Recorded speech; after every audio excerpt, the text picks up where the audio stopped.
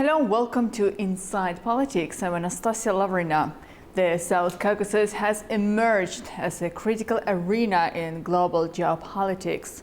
Yet, India's footprint in the region appears to be shrinking.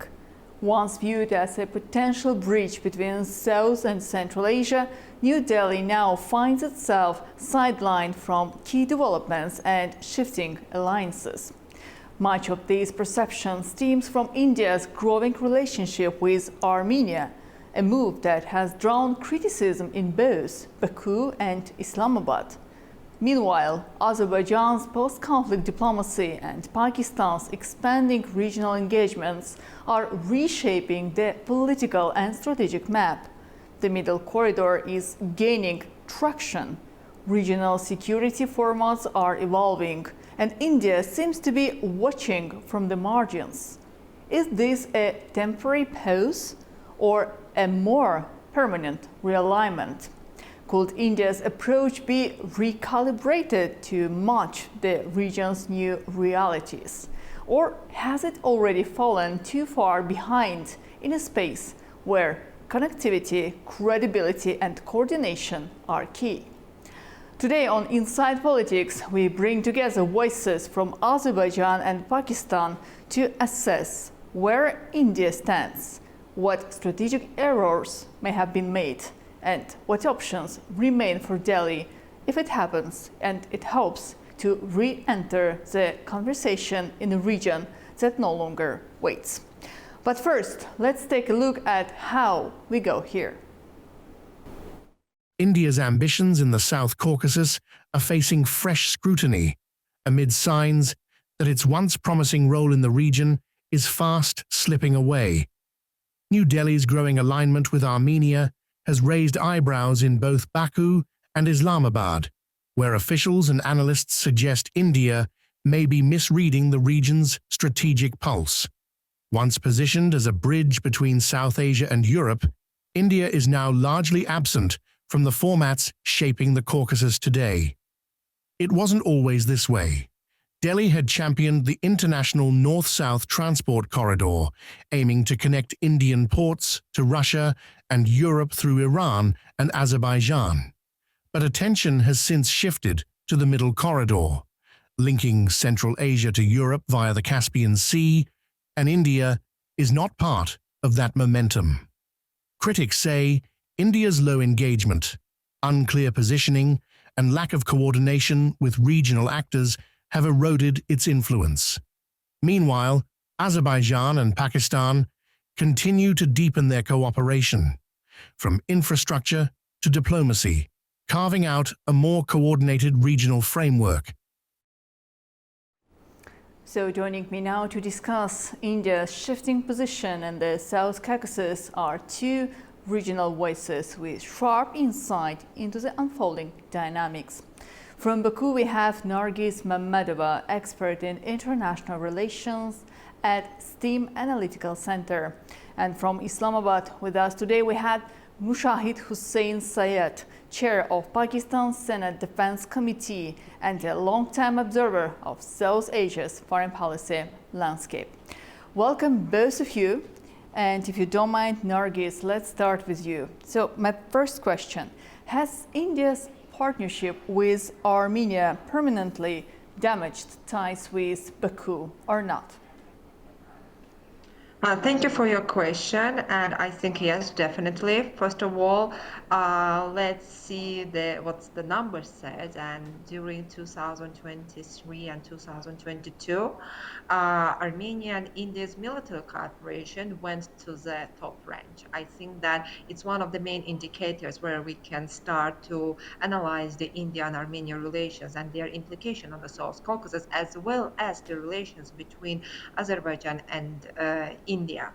However, Azerbaijan can really separate their relations with India at the same time. Yes, on the political level, we have some cold water with India, but still, the direct flights operating with India and India embassy is working now in Baku, Azerbaijan, with the ambassador.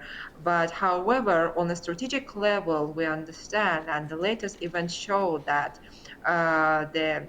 how India invaded Pakistan, and we understand the pain of Pakistan and how international law, not dictate, like claimed by all the countries, India is guilty what's happening in Pakistan, and it's due to the international law. And due to this behavior, if India will strengthen this cooperation with Armenia, I don't think that is a strategic move, because Armenia is not a country that has access to the Caspian Sea. Armenia is not a country who has some alternatives to the transportation. It's not part of the any strong trans-logistical or transport corridors in the South Caucasus. So I think that is India's loss, that due to this military cooperation, first of all, as I said before, India lost a very huge partner in the South Caucasus. Yes, and indeed. if this There behavior of are a lot India of will projects continue, which actually India could join, but because of its political approach and its military cooperation with Armenia being considered as a country which is losing a lot of opportunities. But we'll come back to this issue. As for now, Mr. Sayed, I would like to know your opinion. How does Pakistan views India's growing alignment with Yerevan? What are the strategic goals India is purchasing by fostering this military cooperation? Thank you for inviting me to this important program, and I would like to express my warm appreciation of the people of Pakistan to the people of Azerbaijan and their esteemed and popular President Ilham Aliyev for their resolute support to Pakistan in the face of Indian aggression. Thank you so much. Coming to your question, I think we should understand that there is a natural affinity between two aggressors, two occupiers, and two violators of international law. India in South Asia and Armenia in the Caucasus. And in both cases, Azerbaijan expelled the Armenians, liberated their occupied territory, and upheld the United Nations resolutions. And we, for our part, in Pakistan, also took on the Indians, gave them a bloody nose, and taught them a lesson they'll never forget. Because it showed that India, despite its size does not equal strength. There has to be this special spirit which we have seen in the people of Azerbaijan and which has also been demonstrated by the people of Pakistan.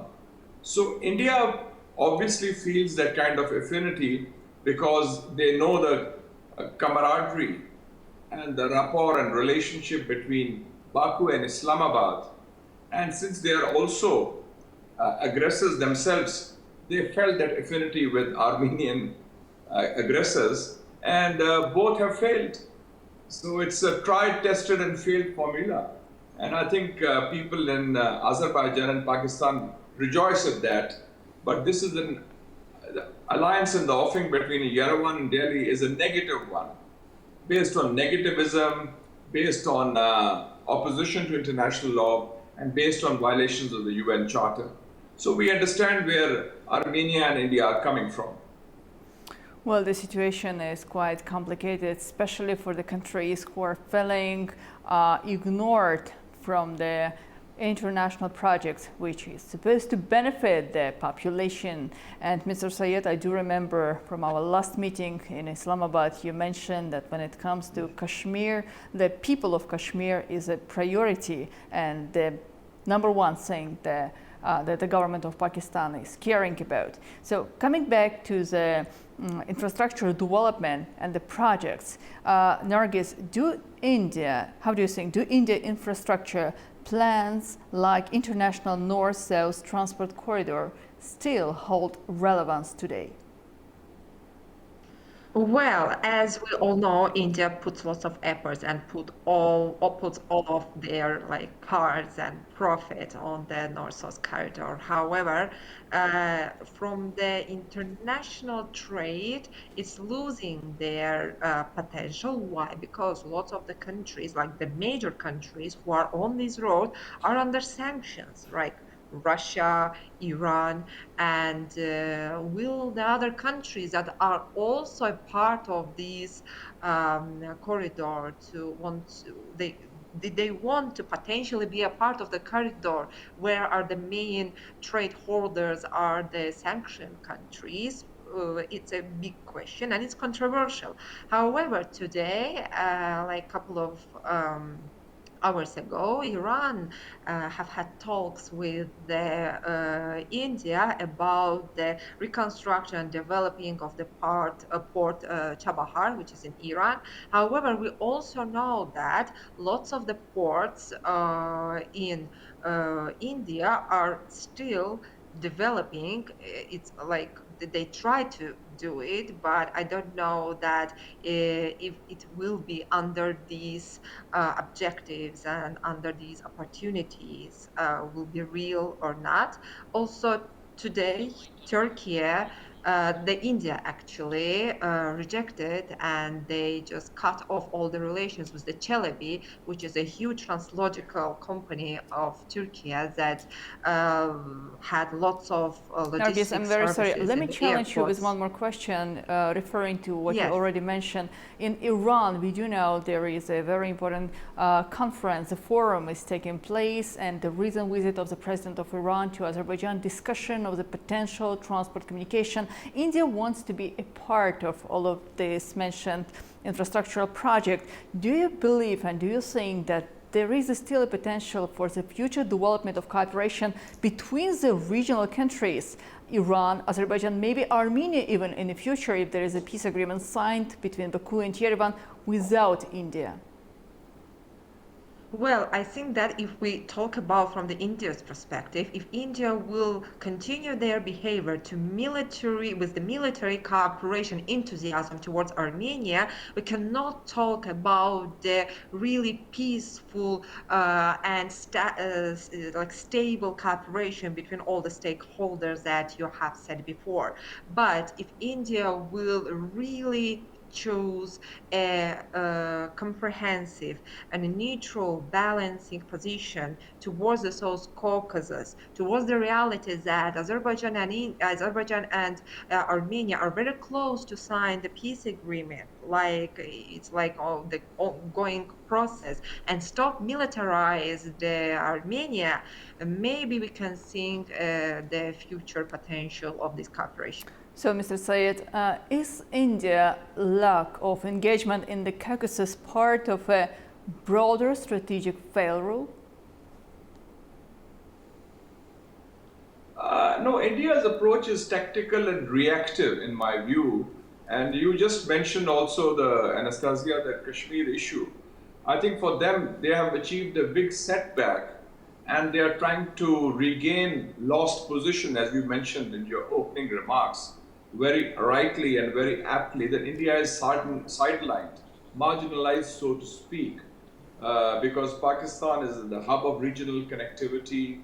We have more credibility, and after this military and political and diplomatic setback of India, when their aggression failed and we repulsed their aggression, so they are trying to regain that lost position.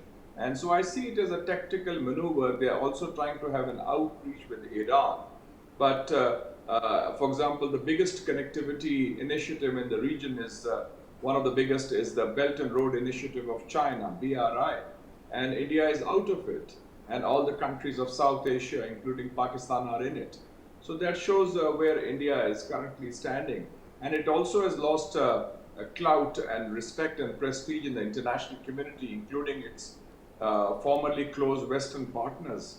What President Trump had to say on this issue, he talked about trying to mediate on the Kashmir issue. He talked of equating Pakistan and India on the basis of equality and reciprocity. And we are very grateful to President Trump also because he praised the people of Pakistan, terming them as brilliant.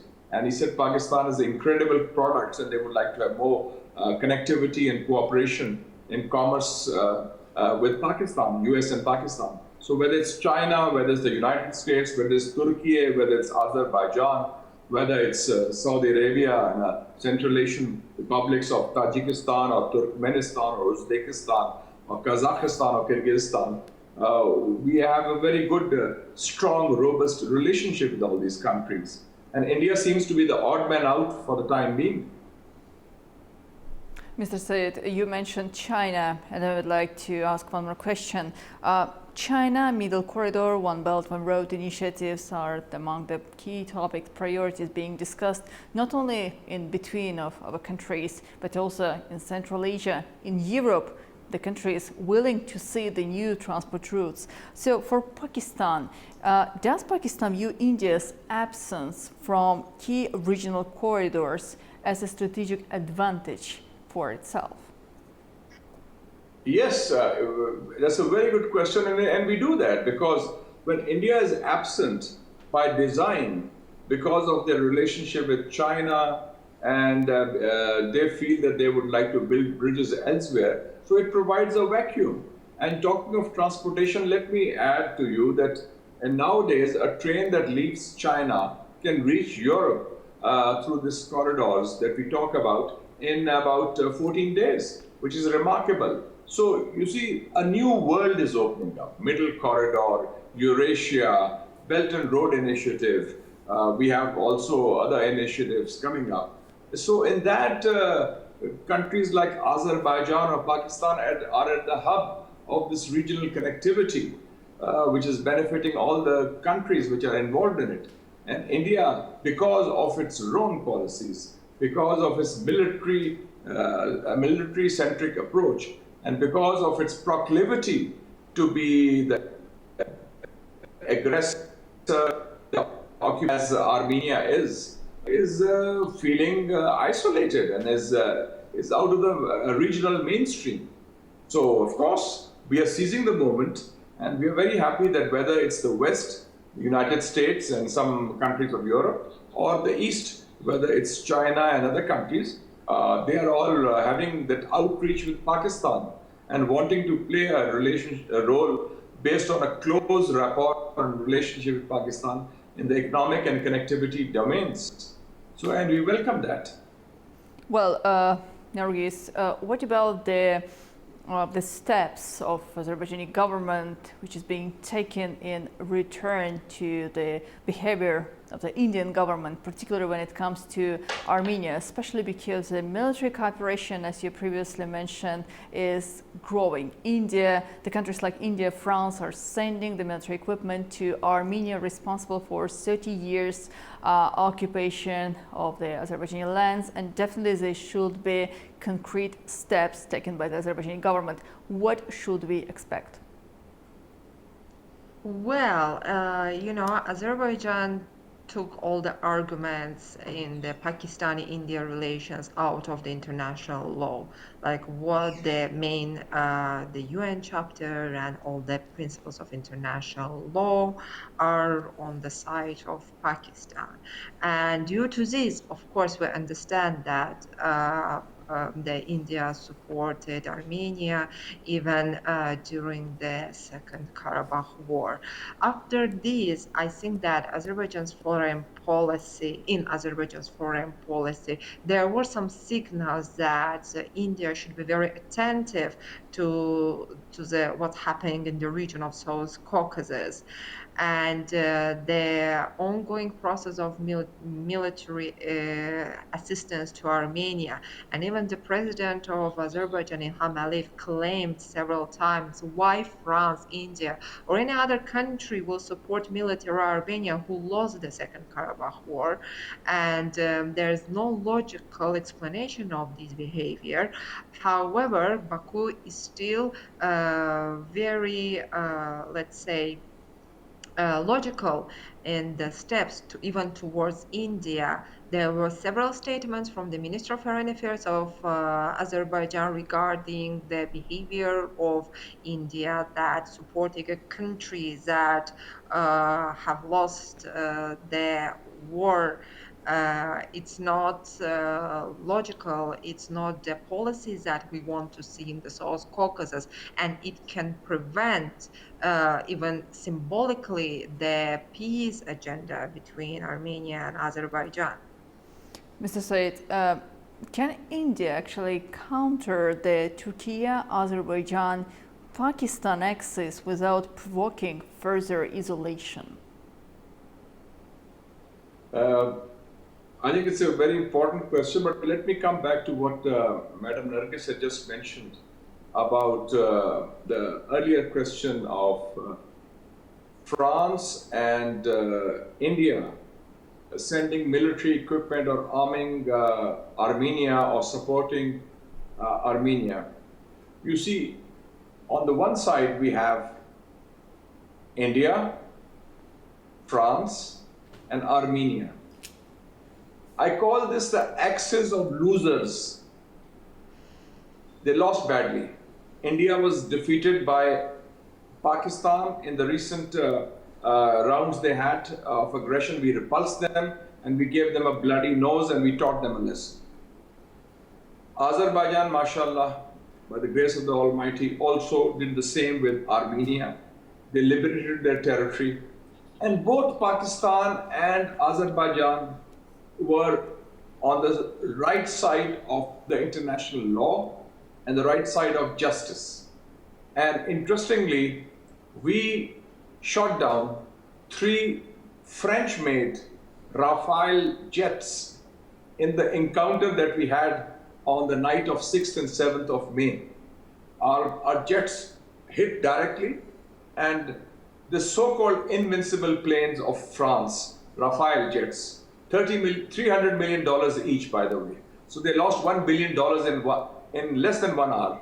So we shot them down. So that is what French technology is all about. So this axis of losers is going to lose badly, just as Armenia lost the Karabakh war.